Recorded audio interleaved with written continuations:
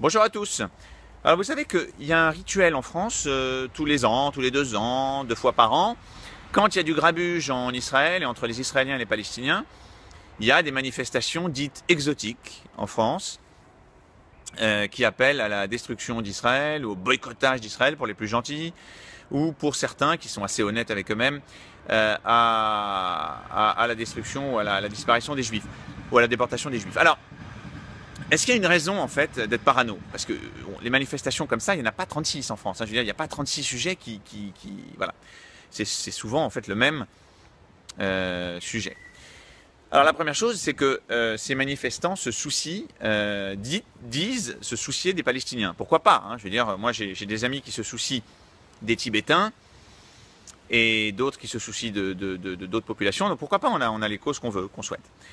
La seule chose, c'est que les Palestiniens ont souffert et continuent à souffrir, mais pas forcément dans les territoires dont on parle, vous voyez.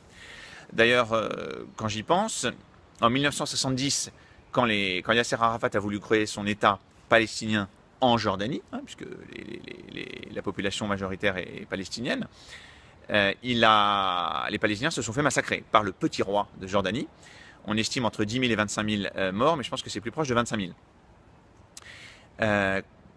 Donc bon, c'est une première chose, et je pense pas qu'il y ait personne aujourd'hui qui essaye de commémorer ce souvenir, ce terrible événement. Jamais j'ai entendu ça. Les Palestiniens continuent à souffrir dans des camps qu'on appelle des camps de réfugiés, mais qui ne le sont plus du tout, et qui sont maintenus dans un état volontairement par les pays arabes, au Liban, en Syrie, etc. Ils sont je veux dire, maltraités, je veux dire, ils sont victimes de discrimination, etc., etc.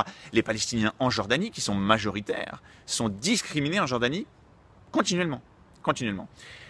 Donc, mais tout ça, les gens ne sont pas scandalisés du tout. Donc les Palestiniens, en fait, qui intéressent ces gens-là, sont les Palestiniens qui sont sous le contrôle d'Israël. Donc il y aurait, je dirais, malheureusement, une raison d'être parano. Alors, la deuxième raison, évidemment la plus souvent invoquée, c'est l'occupation. Vous savez qu'il ne se passe pas une journée en France, en Europe, où on nous dit qu'Israël occupe le territoire dit palestinien. Je reviendrai dans une vidéo, c'est promis, pour expliquer pourquoi ce terme occupation est inadéquat. Mais passons, admettons qu'il s'agisse d'une occupation. Alors là, mes amis, là, je suis un peu perplexe. Vous savez pourquoi? Parce qu'il y a beaucoup de territoires dans le monde qui sont dits occupés, ou en tout cas qui ont le critère, on adosse le critère occupation. Donc déjà, j'en ai parlé au début, le Tibet. Le Tibet, depuis 1950, il a été annexé par la Chine. Je ne rentre pas dans les détails, je ne justifie pas dans un sens ou dans l'autre qui a raison ou tort, mais je dis juste qu'aux yeux de la communauté internationale, ce territoire est occupé. Voilà. Il n'y a pas de manifestation en France sur les Tibétains. Voilà. Bon. Il y a la Crimée, bien sûr, il y a 2 ans, qui a été donc annexée gratuitement, gentiment, par Poutine, par la Russie. Il y a beaucoup de territoires. Il y a l'Égypte qui occupe des montagnes, un territoire revendiqué par le Soudan. Il y a le Venezuela qui occupe l'île d'Ankoko, qui est réclamée par la Guyane, etc., etc.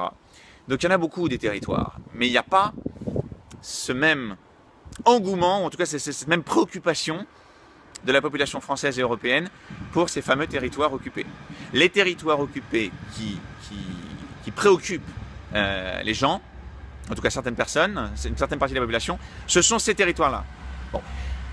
Je fais pas exprès, mais je suis toujours encore plus parano, ça commence à devenir inquiétant.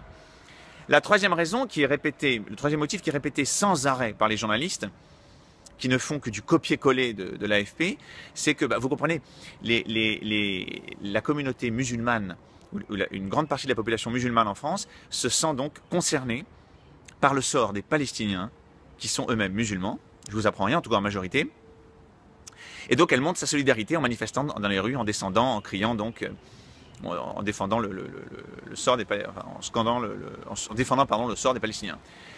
Mais ça me pose un gros problème. Ça me pose un gros problème parce que est-ce que vous savez combien il y a eu de victimes dans le monde arabo-musulman depuis la Seconde Guerre mondiale? Voilà. Il y en a eu plus de 12 millions. Voilà. Plus de 12 millions. Donc tous les conflits, vous les connaissez, vous en avez entendu parler, Iran-Irak, la guerre d'Algérie, la Tchétchénie, le conflit entre Bosnie et la Serbie, j'en passe et des meilleurs. L'Afghanistan, j'en passe et des meilleurs. D'accord? Donc le monde arabo-musulman a eu plus de 12 millions de victimes. C'est énorme, c'est gigantesque. Est-ce que vous savez combien il y a eu de victimes palestiniennes dans ce conflit israélo-palestinien?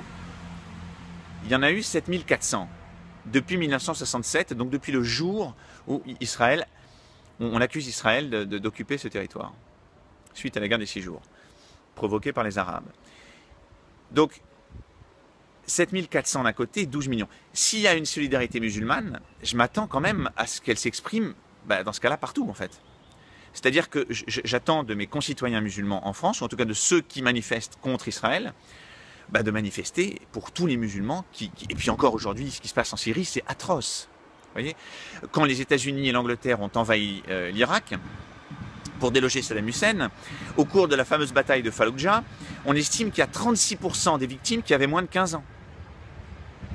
Les victimes civiles. Il n'y a pas eu de manifestation en France pour dénoncer ce fait atroce. Vous voyez ce que je veux dire? Donc voilà. Malheureusement, le baromètre de la paranoïa est monté très haut. Voilà. J'espère que... malheureusement, j'espère vous avoir rendu parano. C'était le but de la vidéo. Et voilà, je vous souhaite une bonne soirée, pluvieuse me concernant. À bientôt, bye.